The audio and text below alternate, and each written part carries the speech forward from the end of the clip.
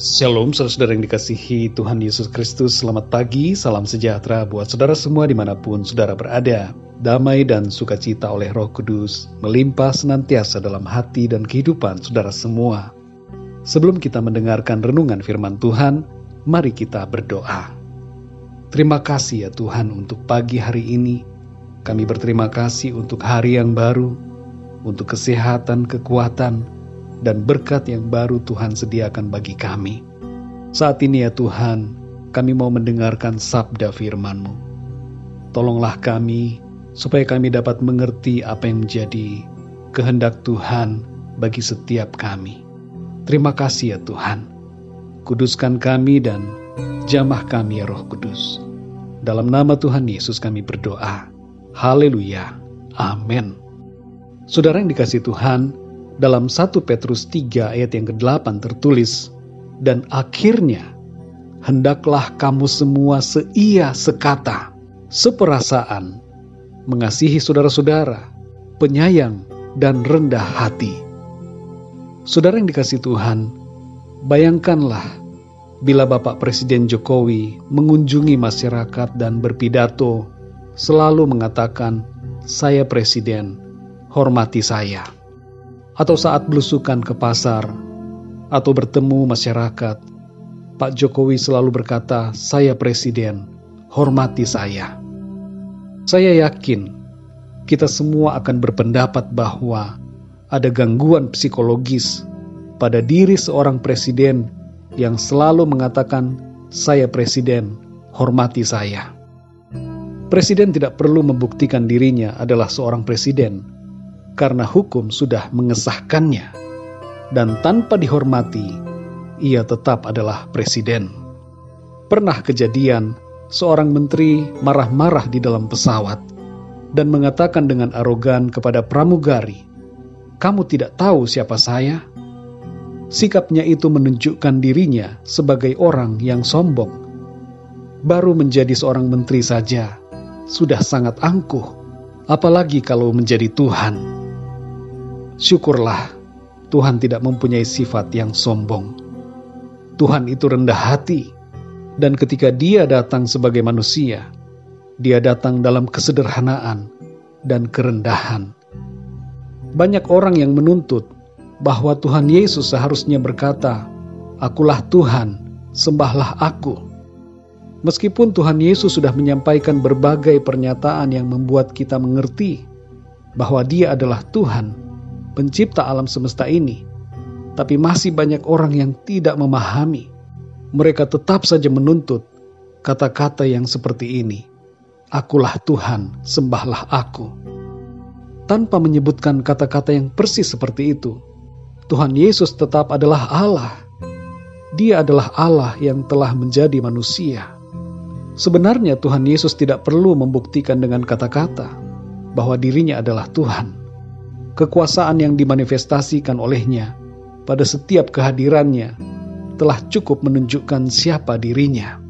Kelahirannya ajaib.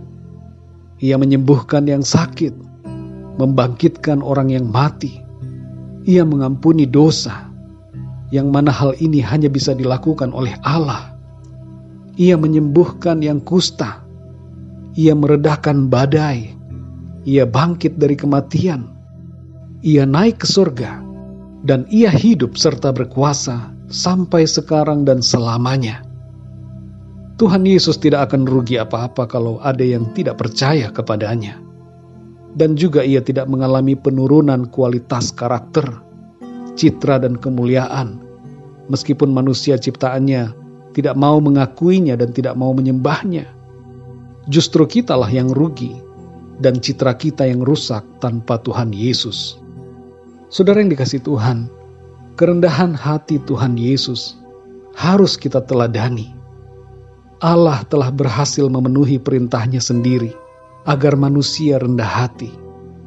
Ketika Ia datang sebagai manusia, Ia menunjukkan kualitas kerendahan hati itu.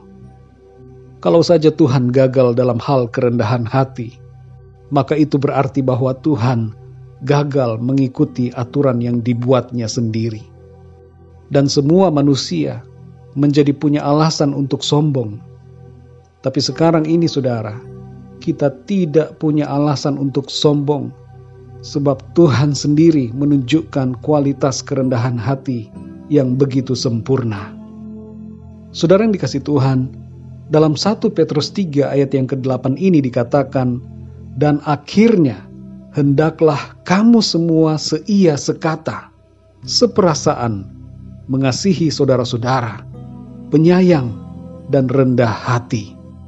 Rendah hati merupakan salah satu ciri orang yang beriman, dan itu menunjukkan kualitas rohani kita.